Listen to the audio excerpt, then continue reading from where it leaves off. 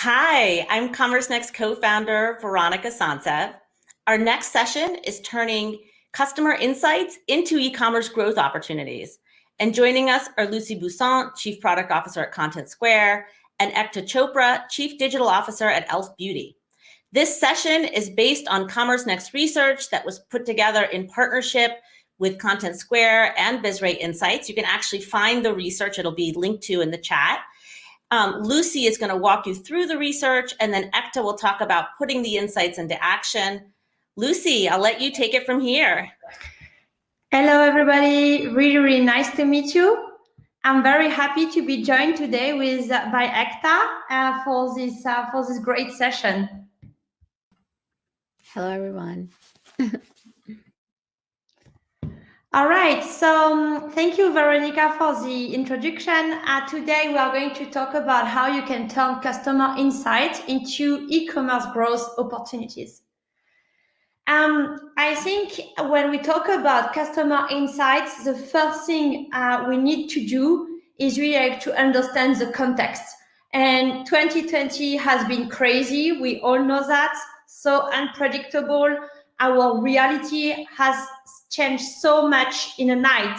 So you know this new reality, but it's impossible to talk about customer expectation without really thinking about this new reality. All meetings and also all personalized life is now turned into Zoom. You have this new reality of empty shop, like spending much more time online. I'm sure you all know, but how the logistic challenge everybody has to face this year. And on top of that, you had an election that increased exponentially the level of uncertainty for everybody. What we saw is an acceleration of the digitalization. In 3 months, digitalization accelerated as 10 years. And this is not us saying it's McKinsey and that really reflect on that. So I think it's a very important data, but I think it makes even more sense when you make it more concrete and you see that 80% of people declare that they bought much more online this year than they never did before. And 51% used more digital entertainment and 46% used more than mobile. I don't know if everybody realizes how big those numbers are. We are not here talking about a small change. We are really talking about a change of paradigm and a change of world. And if we go into more details, you see that in 2020, 23% of the customer said that they discovered a new brand. 37% said they tried telehealth, that it was something that was kind of struggling to ramp up, but it's now here. 16% stopped shopping with brand. 33% used more apps, and 15% shopped more via social media. So you see the wave, and you see how customer behavior have shifted to a new reality. And yet, digital experience remain often poor. People still have a lot of frustration using website and still not have the same kind of happiness as they can have when they go offline, when they go into stores.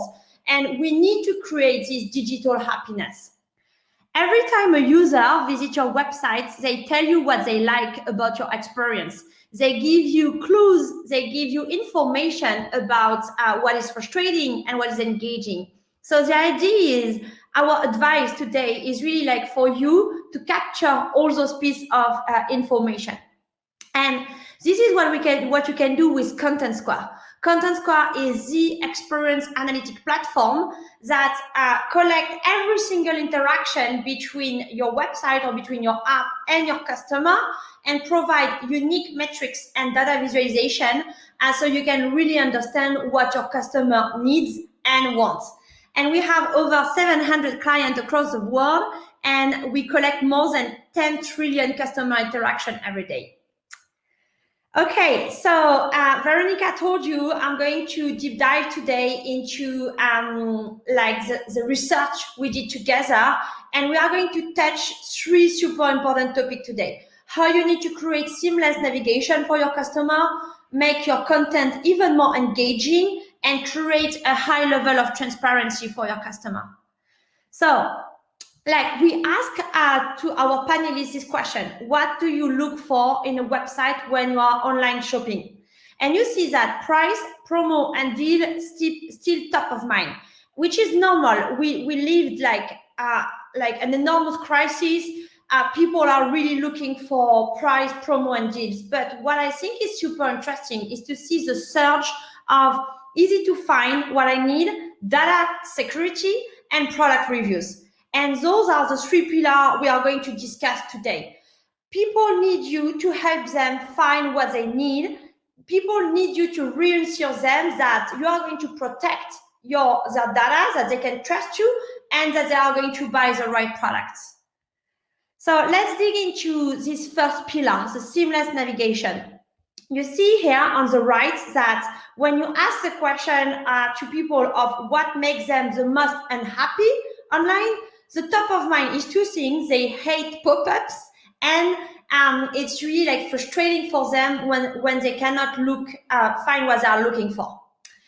How do you? So our advice here is avoid on-site pop-ups because it's disturbing and your customer doesn't like it. You really need to work on your performance. Like the page, like when you have slow page load times, it really frustrates user and it really breaks experience. So it's kind of a pillar, whatever the experience you have, if your pages are slow to load, it's not going to be a good experience for your customer. And then you need to do 2 things. On top of that, you need to help them find the right products, and you need to give them all the info they need about their products. So here it's an example of how you can better help them and how you can empower them, how you can enable them to find the exact products they are looking for. Think about how it is online. What is missing online is the vendor. They don't have a vendor that they can refer to. So your filter has to be empathetic. You have to think about how your customers think and then propose the right filter. So either you have entrance per holidays, Thanksgiving, because you know that it's very important moment in their life, or you have filter based how much warmth they need, like the exact color they want to have. And this is how you are going to replace the discovery your vendor are doing normally in your stores. Second topic, how to create engaging content. Again here, think about what is missing online. The vendor is missing, and the ability to touch the product, the ability to try the product. So how do you do to compensate for that? You put much more detailed information about your product, and you leverage product reviews. In this world where we all have to social distance, product review is a way to recreate the community. So it's extremely important. Working on your content and base your content on data is super important. As you see, like almost 70% of the content of the website are unseen, and and customer only spends 62 seconds on pages, meaning you don't have a lot of time to engage them, and you don't have a lot of time to give them like the right content. The other thing you need to have in mind is that in average, they're gonna need like 3 sessions to make their mind and to buy a product. So you need to have the right content, position it at the right moment, The first session, it's not the same kind of engagement than the second session or the third session. And this is why you need to measure the engagement, and you need to slice and dice the data to be able to understand what they really need from you. The third topic, which is also extremely important, is transparency. So transparency, like to the question, did you notice how brand communicates during the pandemic? 91% of people say yes, which is amazing. And I let you read the data. What I think is super important here is your client, your customer, are your partners. And the most candid you are with them, the better it is. Like, logistic were a challenge for everybody. Let's be candid. Let's be transparent. Let's tell our customer that perhaps we're going to have some delays. And in return, let's give them much more flexibility and time for their return policy. And this is really how you bring trust and transparency with your customer. You see here different example where you say when your store is busy, so when like line are going to be bigger, like here, like you give a lot of example on how to choose your next product. Here, like upfront, very transparent, very candid guidance on the kind of reimbursement you can get if you buy a travel. So the more you consider your customer as a partner, the better. Key takes away. Customer expectations are going to continue to grow. You need to keep the momentum and you need to keep investing into your digital experience to make it more seamless, more transparent, and more engaging for your customer. And I would like to open also the debates by telling you that with great power comes great responsibility. We have much more traffic on digital traffic. Digitalization has accelerated like never before. And so our responsibility have become bigger also. And I think that our two great responsibility is digital trust, how we use the data of our customer, how we protect the data of our customer, and how we make the web and the digital more inclusive by making it more accessible. Because now it's mandatory to use digital website and apps, so we need to make it accessible and available for everybody. The older people, the disabled people, it's extremely important. Thank you very much. I hope you enjoyed it. To get more detail about everything, you can refer to the entire research. And now I would like to welcome Ekta with me. Lucie, I know that you had sort of asked was, E.L.F. Cosmetics made transparency and communication a top priority last year. And, it would be great for everybody to hear how we incorporated those themes into our digital strategy. So I think what I'll say there is E.L.F. is probably the most transparent organization I've ever worked with. And especially during COVID, this muscle around transparency really helped us even ride the wave of chaos easily. We launched a page called E.L.F. Cares, which showcased, what E.L.F. does for its employees, community, and as well as, how we stood up for all the causes that were happening around us. So fighting the pandemic, the society was, waking up to racial injustice and political mayhem. So we created internal executive-led small groups where people can share their feelings and pain and suffering that they were going through. Externally, we participated in events and causes that our community really cared about. And truly, sort of just highlighting what our brand is. E.L.F. is for every eye, lip, face, and paw.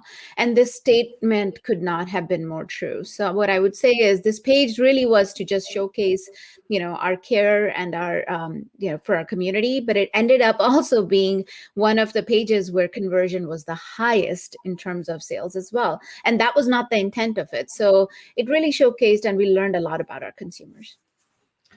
I think it's extremely interesting. The point you are making here, Ekta, is like it has to be like consistent with your brand, and it has to be consistent with your value.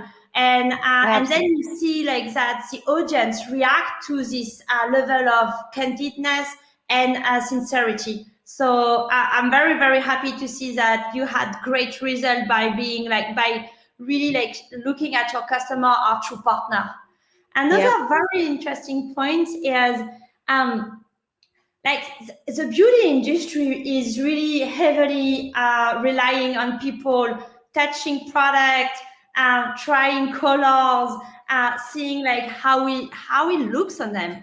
So how do you transform a business that is so about physical contact into a digital experience? Yeah.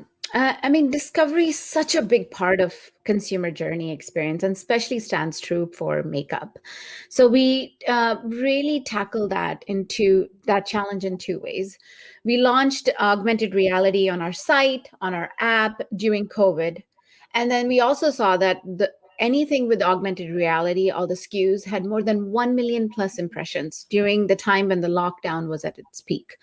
We also pivoted on how we sort of marketed to the 66% new consumers that came to our brand. That was a big Wow, number, that's right? huge. Yeah. So our teams created lo-fi assets. We learned, people didn't really care about large production, fancy assets. Simple assets really worked and performed really well.